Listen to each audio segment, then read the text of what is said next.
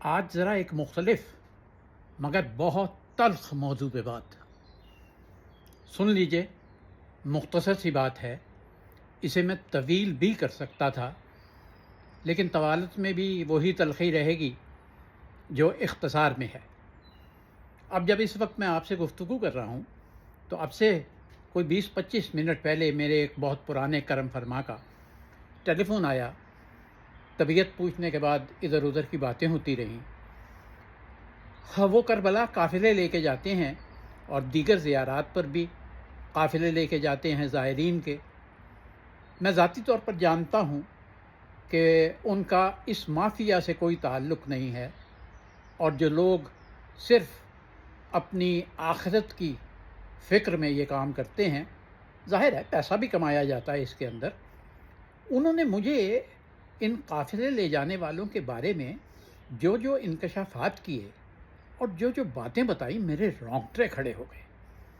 میرے قریبی دوست مجھے بہت اچھی طرح سے جانتے ہیں کہ میں نے 20-22 برس ممبر نشینی کی ہے۔ میں 50 برس سے خود مرثیہ نگاری کر رہا ہوں۔ میں وہ لوگ جو آج کی اس دنیا میں ممبروں پہ بیٹھے ہیں، جو نوحہ خوانی کرتے ہیں، جو نعت خوانی کرتے ہیں، جو مرثیہ خوانی کرتے ہیں، میں نے اپنے سامنے انہیں بنتے ہوئے دیکھا ہے۔ میں ان کی ابتدا سے بخوبی واقف ہوں۔ جو باتیں مجھے میرے اس دوست نے بتائیں، اگر میں وہ آپ کو ایک ایک کر کے بتانا شروع کریں تو آپ کہیں گے کہ یہ آدمی بالکل جھوٹ بول رہا ہے۔ یہ سب ایک مافیا ہے۔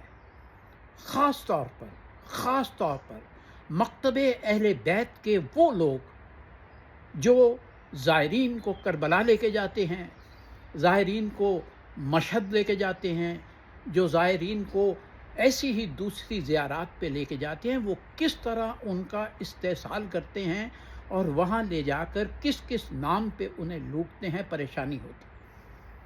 آج نوحے کی دنیا میں جو بڑے نام بنے ہوئے ہیں، آج مرثیہ پڑھنے والوں میں جو بڑے نام بنے ہوئے ہیں، میں کسی کا نام نہیں لینا چاہتا، یہ کردار کی بات ہے، یہ کام کی بات ہے، نام میں کچھ نہیں رکھا ہوا۔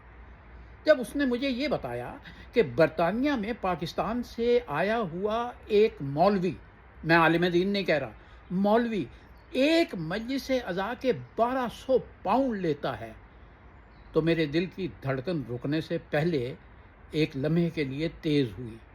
پھر جب اس نے مجھے بتایا کہ آپ اس شخص کو جانتے ہیں، میں نے کہا ہاں میں جانتا ہوں۔ اس نے کہا کہ دبئی